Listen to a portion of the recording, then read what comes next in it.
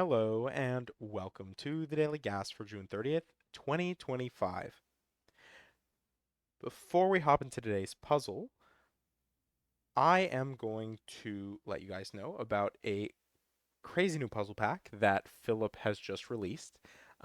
It's his June, I guess, slash July at this point, 2025 Crunch Pack. Um, this is a follow-up to his previous Crunch Pack that was released all the way back in at the end of 2023, which I actually solved on this channel, the 1 to 9 Puzzle Pack, um, a series I very much enjoyed.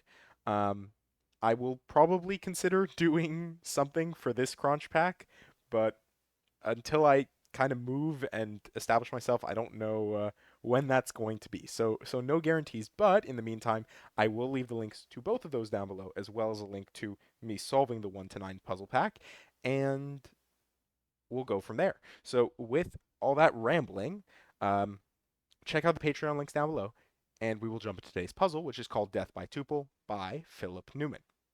Normal Sudoku rules apply. Killer, digits in cages, cannot repeat, and must sum to the total given. So what does that mean? Well, if we take a look here, um, we have a number of dotted dash regions throughout the grid. So this one, for example, here is a 5-cell dotted dash region. That's our cage, our 35 cage. So these 5 cells must sum to 35, which actually is a maximum. I'll let you figure that one out for yourself. Um, we have a 2-cell 3 cage, which is a minimum. We have a 3-cell 24 cage. And it seems we have some rotationally symmetric components to match it. So X windmill considerations are at play here as well. But before I get too distracted with that, those are the rules. Let's just jump right into it. All right, so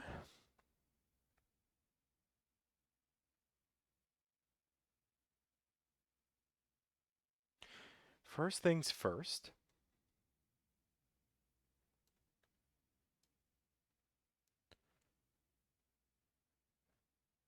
what are my considerations here? We know that 35 is a maximum, right? And I said I'd let you calculate that one for yourself. So that's 5, 6, 7, 8, and 9.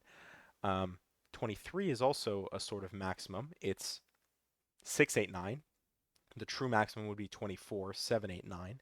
And of course, all of these have their symmetrically opposite pairs, which are minimums. So 15 is going to be 1 through 5. 7 is going to be 1, 2, 4, which is a pseudo minimum compared to 6, which is a true minimum 1, 2, 3. Um, what that means for us is something I'm sure very interesting, but I just haven't figured it out yet. So 1, 2, 3, that means this is 3, 4. I guess I really didn't consider this straight line. So this is 6, 8, 9, which means this is a 5, 7 pair. 5, 6, 7, 8, 9 means this is 1, 2, 3, 4. Obviously, no 4 can't go into either of these, but 4, 7 would be perfectly fine.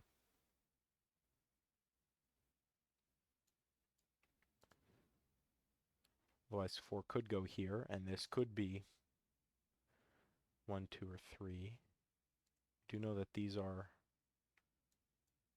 yeah, because this will be 1, 3. It's forced, and this is 2, 4. So 1, 2, 3, 4.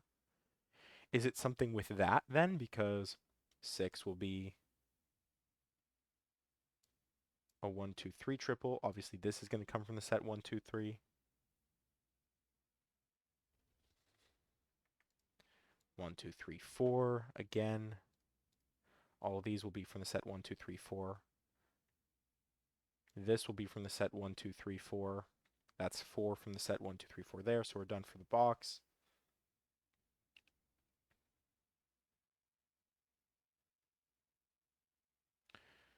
We need another one, which, oh, wow. we have other considerations to make, like the 5 here, right? This will be low, but what I was thinking about here is 9 has to have one of 1, 2, 3, or 4 in it. If that's the case, well, because it is the case that 9 has to have 1, 2, 3, or 4 in it, that means that this cannot be 1, 2, 3, or 4, which means it has to be 5. And actually, we know that this has to be 1, 2, 3, 4. Kind of, I guess, like the symmetrical, again, playing with our symmetries here. We know that this is from the set 1, 2, 3, 4, 5. This has to be the 5.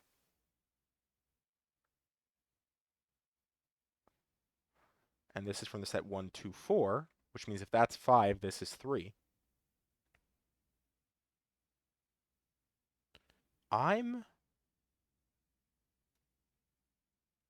There's no way that's how Philip wanted us to start this, but for some reason I got distracted with low digits, so I guess that's what we are going to start with. Um,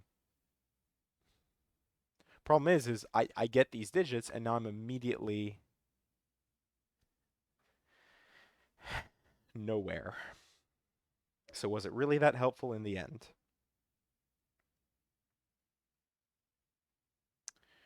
1, 2, 3, 4 across here, right? Maybe we consider where 5 goes in the row. I think 5 has to go there, right? I guess technically now, because we're not just going to blindly follow X windmill, 5 could theoretically still go here, but maybe there's a logical reason why it can't.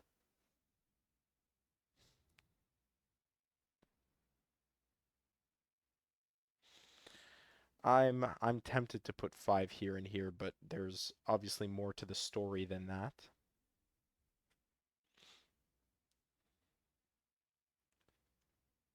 How does that help us? Like 7 here would have been great because it would have given us 7 here with an 8-9 pair.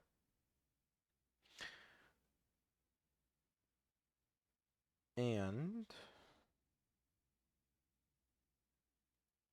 I guess the question is we know this has to be low,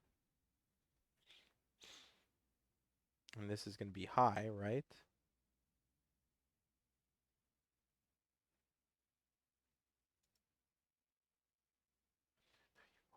Hmm.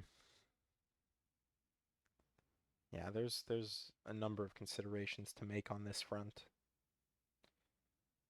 I'm not sure which one is beneficial.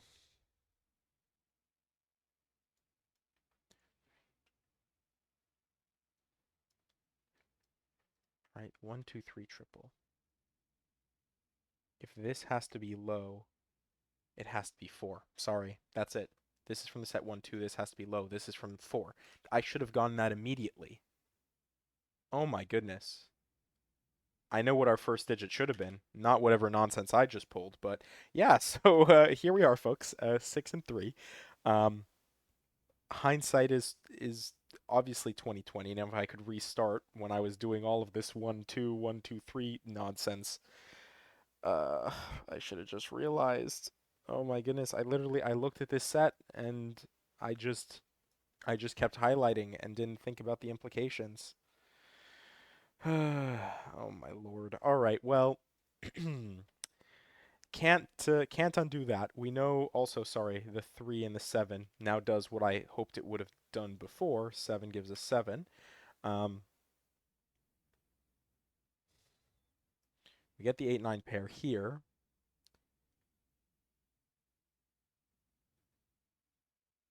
which means this is just 6, right? Because all the rest of them have to be low. So this is simply 6 here, which means this is 8, and this is 4, and this is 2.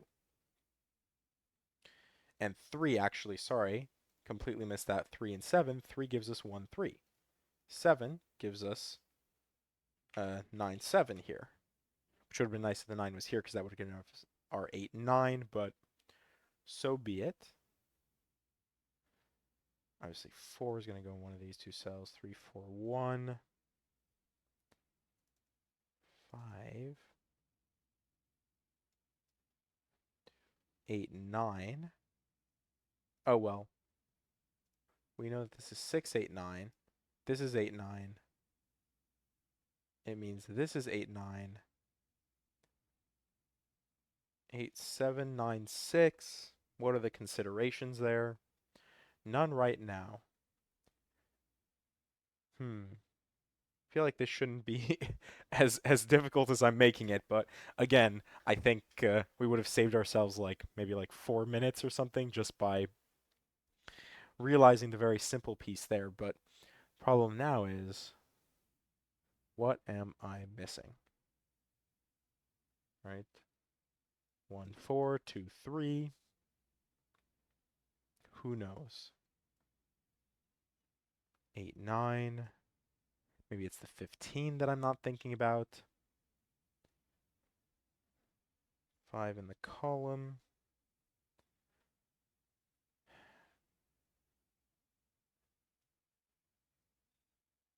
Because normally what you like to look for in these types of puzzles when you have a lot of killer cages is just like counting across the rows, because in case you didn't know, every row, column, box in a Sudoku contains the digits 1 to 9 once each, and as a result, um, the sum of those digits is 45, so as such, every row, column, and box happens to sum to 45. So if you have a cage, for example, like the 35 cage, let's say this wasn't a maximum 35 cage, then we would actually know that the remaining 4 digits sum to 10, because 45 minus 35 is 10.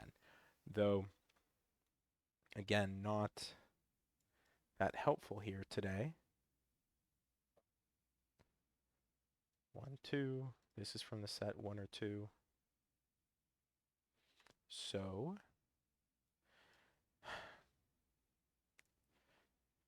10 without 4. Oh, folks, we have a 3 in the corner because we can use Sudoku. That is a thing that's allowed. Um, and now 7 in 2 digits is going to be 1, 6 or 2, 5. And we know it can't be 1, 6 because of the 6, 7 here, which means it must be 2, 5. Oh, and actually the 7 here gave us our 6, 7. Man, I am I'm really I'm really falling apart, aren't I? The 3 gives us the 3, 4, and we have a 1, 4 pair across here, which is not resolvable, but everything we've done here we can also do over here. This is going to be 8, 5. Um, and now for my next trick,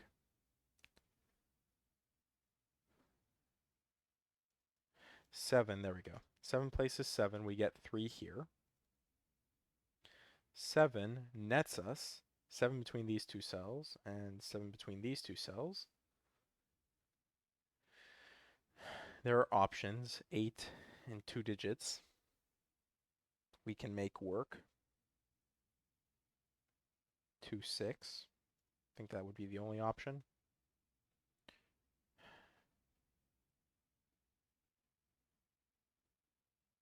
7, 8.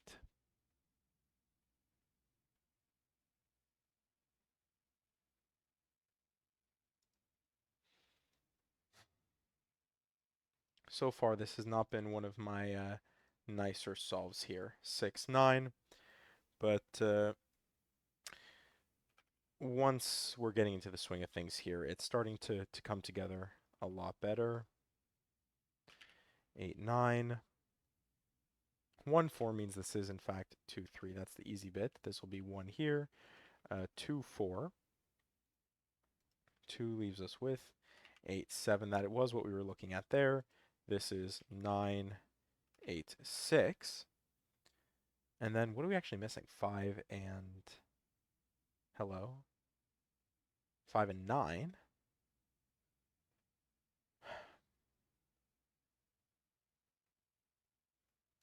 This is 6, 9, which is quite nice. 6, 8. Oh, well, 7 has to go here now, right? 3 has to go there.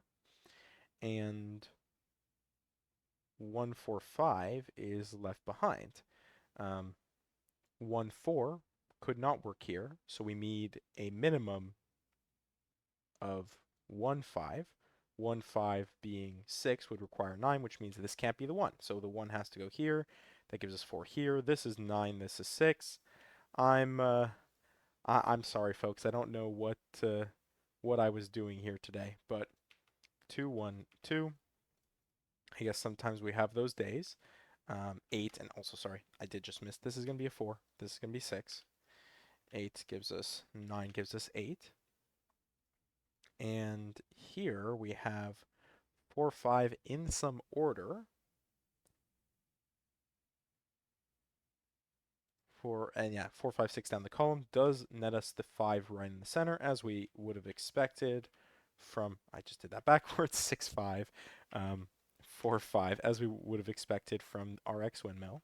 This is 5 here, this is 9, this is 1, and I, I didn't even consider these cages here. I think I considered every single other cage in this puzzle except for these ones.